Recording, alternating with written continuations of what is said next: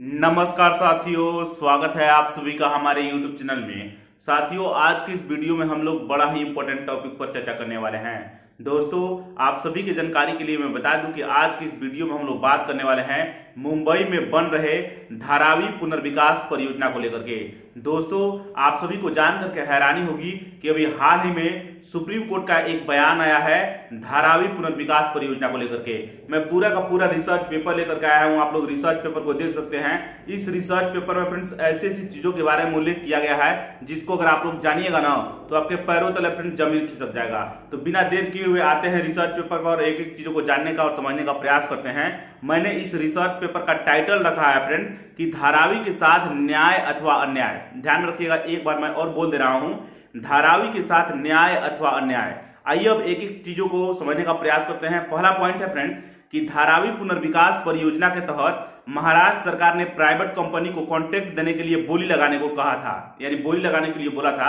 यानी private company आए और कोई काम करना चाहती है तो इसका टेंडर ले ले और वहां पर पुनर्विकास का काम करे धारावी में आकर के। तो ये चीज आप लोगों को समझ में आ रहा होगा। तो फ्रेंड्स, आप सभी को जानकर हैरानी होगी कि धारावी पुनर्विकास परियोजना के कुल काम में 20% काम को मुंबई सरकार खुद करना चाहती थी। महाराष्ट्र की जो सरकार है वो कहती है कि जो भी वहां पर काम होगा उसका 20% काम खुद करेंगे अपने बूते पर, और 80% जो काम है वो ठेकेदार ले ले, प्राइवेट कंपनियां ले ले। तो ये चीज आप लोगों को समझ में आ रहा होगा।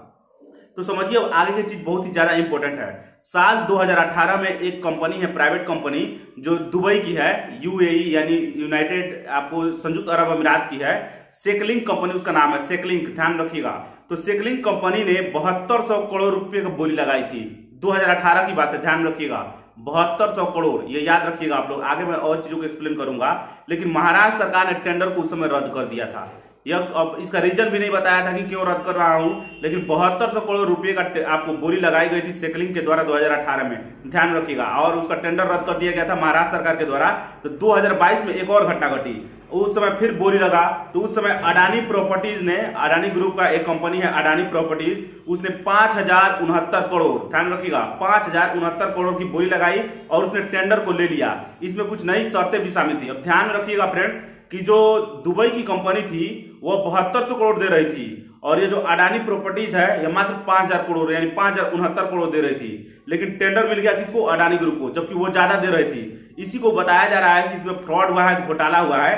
तो मैं आगे बता रहा हूं, इसी अन्याय के खिलाफ सेकलिंग कंपनी जो है दुबई की, उसने महाराष्ट्र उच्च न्यायालय में याचिका डाली और अडानी ग्रुप की कंपनी अडानी प्रॉपर्टीज पर घोटाले का आरोप लगाया। लेकिन उसका फैसला जो आया, जो महाराष्ट्र न्यायालय का जो फैसला आया, मुंबई न्यायालय का, बॉम्बे न्यायालय का, वह अडानी के ग्रुप के पक्ष में ही आया। ध्यान रखिएगा। लेकिन बॉम्बे हाईकोर्ट ने अडानी के पक्ष में फैसला सुनाया।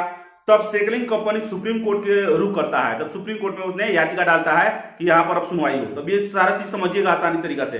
सुप्रीम कोर्ट ने अडानी क्या दलील देते हैं तो जान लीजिए। वो कहते हैं कि वहां पर काम काफी हो चुका है। वो कहते हैं काफी करोड़ों की मशीनें लगी हुई हैं और बहुत बड़े बड़े मशीन लगे हुए हैं, काम कर रहे हैं। रेलवे के बहुत सारे वहां पर क्वार्टर उसको तोड़फोड़ कर दिया गया है, गिरा दिया गया है, यानी काम चल रहा है।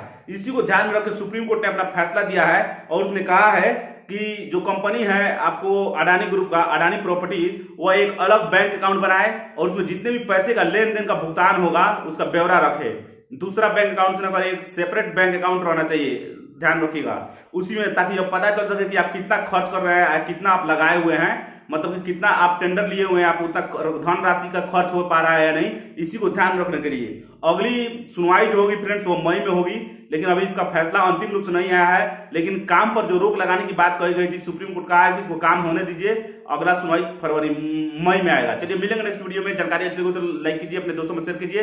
धन्यवाद।